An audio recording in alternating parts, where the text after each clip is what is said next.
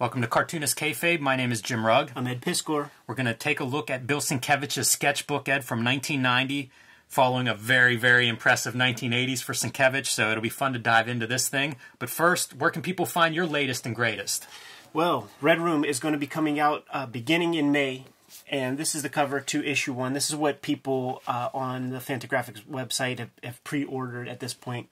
And the retailers were like, what about us, man? Like, how are you going to get people to come into the shops? All this kind of thing, man. We have a bunch of retail exclusive variant covers, man. We're playing that game, the same game that Marvel DC plays, right? So got to keep the retailers happy. 5 copies. They do these lotteries and stuff. It's up to the store, like how they distribute these variants, man. 5 copies unlocks the ability to get that cover, right? Something that sort of plugs in. It's a cover I did, plugs in with that first Very issue. disturbing, as expected. It's talking about disturbing, man. You get a dozen copies, man. Unlocks the ability to get that Jim Rugg variant, which is freaking amazing, man. Like, I'm gonna have to go order a dozen copies for Phantom of the Attic, man, so that I could get one of these things, man, for myself. 20 copies unlocks Peach Momoko, hot off of the X-Men Demon Days project, man. She took a day out of her time and whipped up a Red Room variant. And stores that order 1,000 copies, Jimmy, they get special treatment, man. So for Third Eye Comics in Maryland, Steve out there runs an excellent shop. And I've done this kind of work with him before where I did exclusive covers. So if you want the Sam Keith Marvel Comics Present, I drew it, but inspired by a Sam Keith image from Marvel Comics Presents, man. You got to get that straight from Steve at Third Eye Comics, man, in Maryland. You could find that shop online, but these are going to start coming out every month, man. And this is issue 1. We're gearing up for the big release. It's going to be here before you know it. That's it. You can find me on patreon.com/JimRugg, where I post lots of original art process stuff. I'm doing compare and contrast between 2 comics that I drew twice, the same story, but 2 different drawings. And I post my out-of-print zines and mini-comics on there from time to time. The next one I'm posting is Notebook Drawings 2011-2012. This is the catalog from a show I had at I'm 8-Bit. Yes, it is. It's probably my first viral piece. Like 500,000 Tumblr reposts. Blew my mind at the time. This was my first ballpoint pen drawing, so I get a good response from these online, and we only did 300 of these. It went with the exhibition, and they sold out immediately, so you can pick that up on patreon.com/JimRugg, and I have to get to one of these centerfold pieces because, you know, anytime I'm doing something, you got to kind of push the limit. So centerfold's like the old Playboy magazines with fold-outs and crayons. And that Total Recall image might be one of the first sets of boobs I ever saw in my life, and it really freaked me out. I bet it did. The very first set I've ever seen, freaking the Howard the Duck movie. It wasn't. Man. It wasn't your sister's naked Barbie doll. No, because there's no nipple, man. But I should have butchered her hair. Like, I feel like all the naked Barbie dolls you'd see are after the little girls have, like, put different outfits on them, cut their hair, style it their own way, which is just a very bad cut. That's super funny, man. Like, up against a chair or something. So, patreon.com/JimRugg, you can pick that up now for any member there. I wonder if Sienkiewicz used ballpoint on any of these sketches. I bet you he did. I feel like you see some of it in Elektra Assassin, but I was drinking the Sienkiewicz Kool-Aid, so as soon as I got access to this, and it was a few years after it was published, I was very excited to scoop it up. Love seeing these artists' sketchbooks. Gives you, you know, if you're into their art, it's a different way to see that artwork. Yeah, published by Uncle Gary, man. I remember him saying that he and Bill used to go on double dates. Oh, wow. Yeah, so they were homies. Man, that sounds like an adventure. Intro by Alan Moore, who, of course, Sienkiewicz worked with on Brought to Light and Big Numbers. Self-indulgent self-portrait. That is Perry, man. It does look like Perry there. This is a pretty good... one of the things that's nice with this sketchbook is these little blocks of text are Sienkiewicz's words. So he's telling you what you're looking at, what you're seeing. You can see celebrity portraits there, something that he still does on his social media. Yeah, but you have to die first. That's true. You die, he's going to draw you. Dune, character from Dune. He had done the Marvel adaptation of the Dune movie. And so that's what a lot of these sketches, some of them are just his drawing, but some of them are for jobs. So you see some Elektra Assassin sketches here. Talks about drawing in ink and why he likes doing like ink sketches, because you've got to be a little bit more deliberate. Can't really fuss over it. Can't. I guess you can overwork it, but you're not going in there and erasing and coming back to it. And I mentioned Dune, so you see sketches for his Dune cover. Is it all pen and ink, Jimmy? There's a color section. Most of it's pen and ink. There's also, we'll see a breakdown for like his first written story from Epic Illustrated. But it's definitely, you know, a chronicle of this time period, this mid-'80s, early to mid-'80s.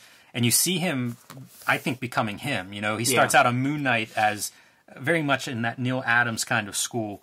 And as he gets further into the 80s, you start to see these kind of like cartoon elements enter his work. This was one that I loved as whenever I first got hold of this. I can't even tell you why exactly, just the figure, the musculature. Could be a good stand-in for Strong Guy from X Factor. He created him. He created Guido. Yeah, it seems like that's the same sort of build. Oh, that was Beaker, man. Was that Beaker? Yeah. Oh, yeah. Beaker and Archie Goodwin. And he even mentions Archie here. Great. Yeah, we were on point. Makes sense. Looks so much like his caricature. You know, it has to be him. Doesn't say this, but is that Frank Miller-esque? Well, I mean, that's more modern. Check this out, too. This is him doing, like, life drawing from real life. So some of these sketches, you'll see several examples of that. Drawing people on the train. In this case, drawing people at, like, a cafe or whatever. And talks about doing that kind of stuff, this kind of figure drawing in real life. Or landscape drawing. I love it. I do, too. It kind of... I think it speaks to what he does, you know, like bringing in these different influences, you know, super cartoony. Tex Avery is somebody that he's talked about in terms of like the Warner Brothers cartoons and stuff being an influence, and you see it, glimpses of it here and there throughout the sketchbook. But a lot of, I think, observational drawings, people reading and sitting. You always hear this whenever you're starting out and you go to your art class and you have your samples of comic books and superheroes under your arm, and it's like, you learn to draw regular first. Right. Or at least at some point learn to draw regular, and then you can do those exaggerations with much greater authority. Like this kind of stuff always blew my mind. Folds in like a sports coat. Impossible, but when guys get it right, it's like, oh yeah, man, that reads. You know, just the shoulder pad, the way those folds work. Garrett, love Garrett. Look how big his arms are in that one. Yeah, you can almost... He looks like he smells like a dad. Oh, man, that's generous. This reminds me of the woman in No Country for Old Men. Whenever he goes to the trailer park and he's like, Llewellyn's trailer? It's like, he's not here. So much of a Coen's character. How about that for a sci-fi plan? I think Mobius and Heavy Metal. Probably because I just don't have a wide range to reference, but feels like that concept art. You know, I'm sure that he's done work with film. Stray Toasters. Stray Toasters is a comic I've had forever, and I've actually bought it twice and have never made it through the whole thing in terms of reading. Yeah, you know... That's a tough one for me. He's good with the visuals. He would do those barbarian... Like, he did Conan on, I think it was What If, one of the What If covers. Oh, yeah, where he's... awesome. Where it's like, it's Conan with a gun is like coming into modern times. Yeah, pointed right at you. Yeah. He has, I always think like somebody should publish a collection of all of his Marvel DC covers, and that he should be one of the biggest artists of like current times. Because he did all that commercial art when there was no cachet there. Yeah. And now it's like superheroes are so popular and comics are so popular, and he has covers for all of them. Like like everything too, like Transformers and Alf and Batman. So Slow Dancer, this is the first draft. This is the story. I think it's his first written story from Epic Illustrated. So you get to see like his well, first draft, as he calls it. This is how I prefer to write comics. Like, it's a visual medium, man. Freaking just draw the thing and see if it works. See if it reads, man. Like, your little movie script thing, that's for people who can't fucking draw. It's a really interesting... I love whenever you get to see this, because there's like the Dan Clowes caricature is written in this format in, I guess, his monograph. Yeah. I love it anytime you can actually see these early drafts. Kurtzman, some of the Kurtzman books, you'll see his like first drafts and rough drafts for stories, and they're written that way, of just like the very rough layouts. don't know if that's paint or an ink wash. Limitations of your black and white reproduction. Really speaks to it. How about these, man? Carl Potts, Al Gordon, Mike Mignola, Sienkiewicz, Chaikin, Leslie Zahler, I don't know, and Trina Robbins. So the people I know look good. Yeah, you know, like that's a good Trina Robbins. Howard Chaikin, very young. Yeah. That's fun. But still dapper as hell, man. It's true, yeah. Yeah. These are cool, like the grids. I used to think that was really interesting whenever people would draw those grids, but it would look representational. He would do a portrait. Yeah, he would do that stuff, man. So that's cool seeing him work this out. Getting into this this color insert, I guess it's a signature that they would run in color. Yeah. But same kind of deal, you know, just getting to see when it says sketchbook, like that's literally what these are, is working up towards this final versions. It's amazing, like, you know, how much of a premium this would have been because they were publishing domestically, you know, so it's like this costs a lot of money, man. You had to be so choosy, and you know, you wouldn't do this with just like, it has to be Bill Sienkiewicz, somebody whose name's going to sell this thing. Yeah, I remember a retailer friend talking about this, and they had ordered really big on it because it's Bill Sienkiewicz's sketchbook, and then had trouble selling it. Mm-hmm. It's not my favorite of the sketchbooks that I have from different artists, but I like Sienkiewicz enough that, like, any insight, and again, like the notes, this is so valuable, this annotation, like where you get to see the artist reflecting on what we're seeing, why he works this way, why he does whatever. Some more of that kind of like working out your rough drafts in your sketchbook. It's pretty cool. This has to be one of the early sketchbooks. Like, I don't think that there were that many out there at this time. Yeah, I shelf it next to my Steve Rude sketchbook, which would be, I think, about the same time period. That this is 1990, so sometime around then. I think it's fairly contemporary of that time period. But the working out the comics in the sketchbook is so fun. Like Robert Crumb, right?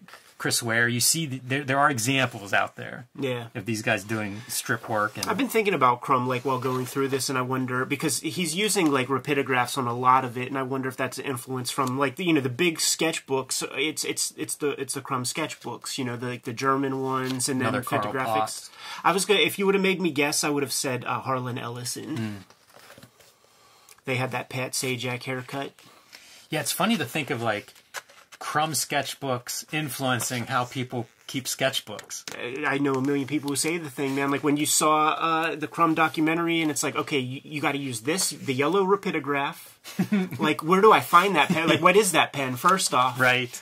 And then it's like, you know, when you get a car, you see the same car on the road a bunch, man. It's like, you zero in when you go to Pat Catan's. Like, that's the pen that Crumb used. I got to get that. Mom, can I get that for my birthday? Like, I totally remember all of that. Some Twin Peaks and David Lynch reference.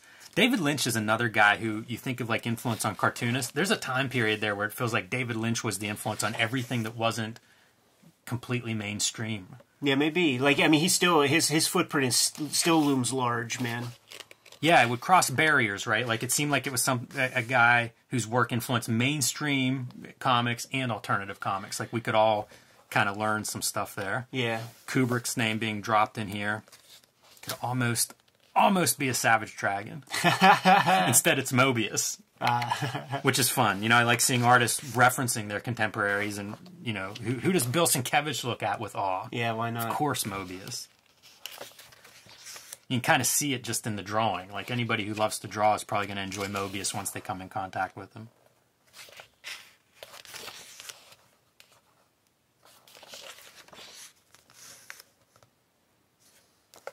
This reminds me a little bit of, like, Kyle Baker's stuff. Like, Why I Hate Saturn. Yeah. Or Cowboy Wally. The format, yeah. And that's another guy, you know, at that time period in the late 80s that is looking at, like, how do we do comics not for kids? What do they look like? And you know what? There would be wars, man. There was such a chasm that, like, a lot of the indie guys, man, when they saw Sienkiewicz doing his thing, and they saw the Kyle Baker books, they were like, fuck those guys. We've been making these comics for a decade, man. Everybody thinks they invent the wheel. Yeah, I can totally understand that. Wonder if he has shelves of these books that he pulls from. There is Like, we could look at Gary Panter's sketchbooks at some point, too, you know, and it's like, that's a guy that you see pictures now and then where it's like, there's a lot of sketchbooks on his shelf. There's a Jim Woodring documentary that came out last year, right? And he walks over to this little bookshelf that has, like, maybe 7, 8 rows. And it's the rows are just big enough to fit one of those, like, little digest-sized moleskins. Filled with moleskins, like, laid on, like, spine up. Filled, and he just pulls one randomly off, and it's the most beautiful Jim Woodring drawings, fully finished. And he's like, "Oh yeah, you know, I revisit these and see if they give me an idea for a comic or a print or something." The guy is just churning this stuff out. I don't think he watches Mad Men or anything like that. You know what I'm saying? I've heard so much good stuff about that documentary, and for some reason I haven't watched it, and I need to do that. I love this because it's lettering. Yeah. I always love whenever you see artists like working out their lettering as like part of their process. It's really cool.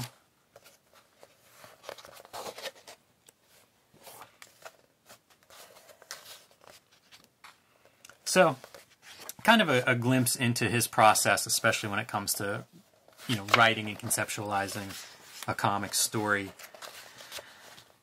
Interesting to see like this sort of range. Imagine him pulling something like that and a Marvel or DC job, you know, like if he showed up with that style. And when you see him ink, like he inks that Dan Jurgens Superman series that he inks, he brings some of this to it. You know, it's such a departure from the Dan Jurgens DC house style of, you know, very controlled. Whenever he would ink people, it would always be like Sienkiewicz inks. Whenever this is just coming back to me. Like I would get into fights with my English teacher all the time. Like we totally didn't get along. And one of the ways that he tried to bribe me into behaving in class, he would bring me Spectacular Spider-Mans, like every time a new one came out. And that was when Sienkiewicz was inking Sal Buscema.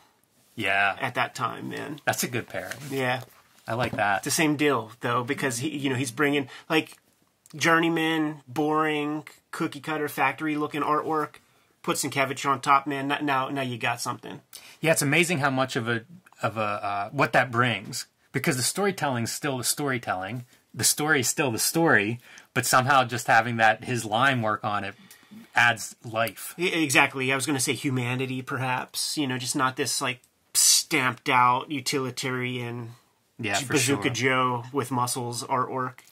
It's a great intro by Alan Moore, the other piece of this, and it really just gives you context for what you described right now with Sienkiewicz on a Sal Buscema, and suddenly it's exciting and it's different.